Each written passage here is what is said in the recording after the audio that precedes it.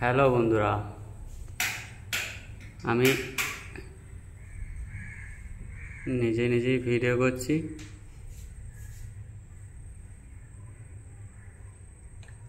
আর weather এত খারাপ, রঙগুলো শুকাচ্ছে না। অ্যাক্রিলিক কালার ব্যবহার করছি, তাও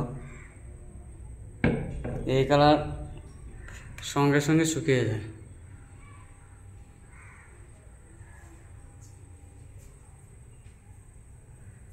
মায়ের মুখটা একবার দর্শন করে নাও সকলে। কেমন হয়েছে সকলে জানিও। মায়ের খুব মিষ্টি মুখ, হাতগুলো বাদ আছে একটু। মুখটা শুধুমাত্র কমপ্লিট করেছি, এদিকের হাতগুলো বাদ আছে। এইদিকে আরেকটা পেন্টিং করেছি। এটা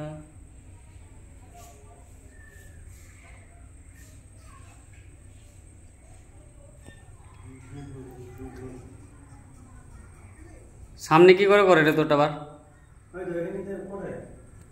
হ্যাঁ,